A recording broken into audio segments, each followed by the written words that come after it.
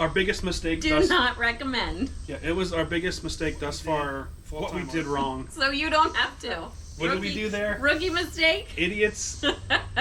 That goes in the fail category. Yeah. This is not a typical location for us, but we just wanted to give a little overview of our week-long road trip. That's what we are affectionately calling it. Nick might have some other names for it, but I am choosing to affectionately call it our week-long road trip. That's a good word. Positive. Yes, always put the positive spin on it. So anyway, we had planned a couple months before that we were going to go from Maine, from around Acadia, all the way over to the Great Lakes, to Ohio. And on a map, it's only this far away. Right. On a map, it looked great. We're going to stop in Vermont. We're going to stop once we got into New York. And then we were going to go to Niagara and only be 2 days there. And then we were going to carry on to Ohio. Looked great on paper. It was a great plan. Yep. That's all I have to say. It was a great plan. Yeah. So we started off at Patton Pond, which is around Acadia, about 30 to 40 minutes south of Acadia National Park in Elmsworth, Maine. You can see our video review on that one. From there, it was a 5-hour, 250-mile, beautiful, picturesque ride through the mountains of New Hampshire and Vermont. So it was gorgeous, gorgeous. Yes, Mighty Marshmallow had a workout that day because it was up and down and up and down, and yeah, Mighty Marshmallow put in some hard work. He was definitely tired when we got to the campsite that night. And that was our longest travel day yet. Yes, that was our longest travel day. Up until that day. That trip was a little over 5 hours, like I said. By the time we got to our campsite that night, which was our first Harvest Host. It was so fun. It was Bragg Farms at the Sugar Maple House. Not the Sugar Maple Farm, but the Sugar Maple House. The house is where they actually turn the sap into maple syrup. So the kids and I got to do the little tour and everything there and see all the equipment that they used, and that was really fun. And we also got to visit Ben & Jerry's. Not once, but twice. But twice. Because I did not purchase tickets ahead of time, but we did get it done in the morning before we left for our next day of travel. But there's more to come. We'll show you right now what we did at our first night in our travel week. We are heading down to Bragg Farm, Sugar Farm, where we Harvest hosted last night because the kids and I are going to do a tour to learn how they make their maple syrup and all their yummy goodies. I'll show ya. All right, so we just finished watching the educational video here, part of the tour. What is one thing you learned? That you boil maple syrup. You boil the syrup or you boil the sap? You boil the sap, but it's actually white when it comes out of the tree. Very cool. All right, Lucas, what'd you I learn? learned that it was white when it came out of the tree. There are 4 different grades, and it boils at a temperature higher than water. Wes, what did you learn? That maple syrup gets put in ice cream and cotton candy. Oh, yum. And what are we standing next to? What is this thing? The Evaporator. The evaporator, the boiler. That's where they put the sap. That's where they put the people. No, they don't put the people. And she explained to us that they have this plastic coating in here because of all the steam that rises up to go out the vents at the top. And the plastic just helps guide it out there and not fill the room with steam. So cool. All right, so how are the pancakes with the maple syrup from this farm? They're delicious, the best. You don't like syrup, though. Really good. They're gone now. Oh, they're syrup. gone. That tells you how good it is. All right, so we made it back. We're back at Ben & Jerry's because I double-checked 3 times this morning, and one of those times there were openings for the tour. So Nick's coming with us, and we're gonna actually do the tour this time. Yay! That's cool. We have one humongous sugar sack, 2 milk stacks and 2 cream stacks that we can see on the back of the factory. This part of the tour, they asked us not to record or film anything we're about to see. The tour guide took us upstairs into a viewing area and explained all the stations of how to make ice cream from the beginning to the end and what the workers' responsibilities were at each step. What flavor are you having, Lucas? Charade for sure. What do you guys think? Pretty good. Yummy. I had it last night. If you like cinnamon, you're gonna like this. Oh yeah? So this is a pretty cool tour. You got to see them making the ice cream. You got to see all the workers. You got to see the flavor lab, the lady over there, in that little teeny tiny room. Okay, so after all that fun and excitement from Bragg Farms, which was awesome, where we stayed was beautiful. The kids learned so much at the sugar house. They got to pick out and flavor some syrups that they like and take them home. The Ben & Jerry's tour was fantastic. That was a pretty cool trip. But on to our next leg of our week of driving. So from Bragg Farms, we went to Shodak State Park. The drive was roughly 3.5 hours and 175 miles. So where this park is located is kind of outside of Albany. Yep. Just to give you like a point of reference, it's outside of Albany. So Island State Park is really close to Albany, New York, just to give you a reference point as to where it is, because New York's a really big state.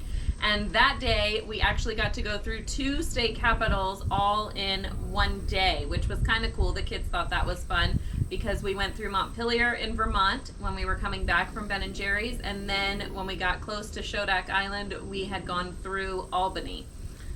But Shodak was awesome. Yeah, Shodak State Park was cool. It was right there on the Hudson River. The campgrounds were huge. They were very private. Our campsite was a pull-through. Most of them in the middle, they had pull-throughs. On the edges had some back ends to some smaller sites. There was lots of room to play, lots of room to run. There was a huge picnic area park. The playground was fun. The kids loved the playground. So that's where we stayed that night, and check out right here what we did there in the campground. Through our second day Happy birthday! in travel, Wesley with his happy birthday again, and we are all set up here at Shodak Island State Park in With happy New birthdays! York, and we're gonna check out what there is at this state park. And Go slow, slow, slow, Wesley, slow. Can you see all the family of brown bunnies that are back here? Oh, there goes the little one. Oh, they're so cute. Oh, there they go. Basketball net or basketball court, picnic areas, the pavilion. playground with monkey bars. As Shelby said, better playground, which we'll get to when we get over there. The pavilion looks like it's being worked on, but we saw water. So we are heading toward the water through the picnic area. Wes saw the water, of course. The water, it calls him. Just like Moana. I can literally spot water on this except Moana. Yes. All right, so Shodak State Park was pretty cool. It was pretty cheap too. It was what, $23 for the night? Something like that, It yeah. was very reasonable. The bathhouses were clean. Kids had a great time, as you saw, exploring the park there. And from there, we left to go to 4 Mile Creek State Park. We had some excitement brewing there because we were working over to Niagara Falls, which was the reason why we were staying at the state park. And we had 2 days there. We were showing up, doing Niagara Falls, and leaving the next day. But to go from Shodak State Park to 4 Mile State Park was a 5-hour drive, 325 miles. This one was a little bit harder to convince everybody to get in the truck for, because we had already done the 5.5-hour drive on our first leg out, and then we'd had a shorter drive, and so now to get everybody back in the truck for another 5-hour drive, this being our 3rd consecutive day of travel in the truck, everybody was a little bit grumbly. Everybody, all of us. But we knew we were looking forward to Niagara, and we knew that 4 Mile Creek was a campground that had been recommended to us by friends, so we were actually excited about it. We just didn't really want to ride in the truck to get there. So in the description below, I'll put a link to the video of Niagara Falls and what we did there. Super fun. It was super fun. So on to the last leg of the trip, which was We headed from 4 Mile Creek State Park to Tennessee Lakes in Ohio. That one wasn't as bad. It was a little over 3 hours and 183 miles. Which everybody thought, oh, this is super short. That's just like going down the grocery store Now for we a 20-minute drive. Now it's 3 hours great. is a short trip. Yes, you can tell we've been in the truck for a long time. And to end our week of driving, we totaled 16 and a half hours in the truck, 933 miles, 80 gallons of fuel, which equates to over $300 in 1 week. As RV newbies, I guess so. What did we do there? Rookie mistake. Idiots. That goes in the fail category. Yeah. So when we were before we left to go RVing, full timing, we read the schedule out, and we're still only 2.5, 3 months in. At this point, we're like, oh, this is not going to be that much of a drive. We can go here, we can stay here for a night, we can drive here, stay here for another night, drive here. Well, it was logistically sound. It all looked good on paper. On paper. But when it was time to do it and get in the truck and drive every day, and as we were driving, once we got to our campsite for the night, we didn't just camp. We also did activities. We saw Ben and Jerry's. We didn't recoup. We did Niagara Falls.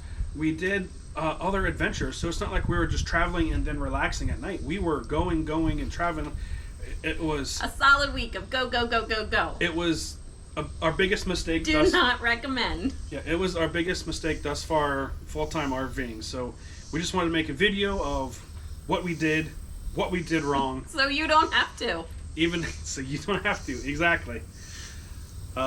So yeah. I wouldn't trade it though. For the experiences that we did, I wouldn't have wanted to miss and skip out on doing Ben and Jerry's or the Sugar Maple House or miss out on Niagara or anything like that. I wouldn't want to miss out on it. If we were to rewind back in time, I would just plan 3 nights at each stop. 2 to 3 nights at each stop at the bare minimum, probably, just to give us a recovery day and a downtime at the campground. I think would have made all the difference in the world. Would we do it again? No.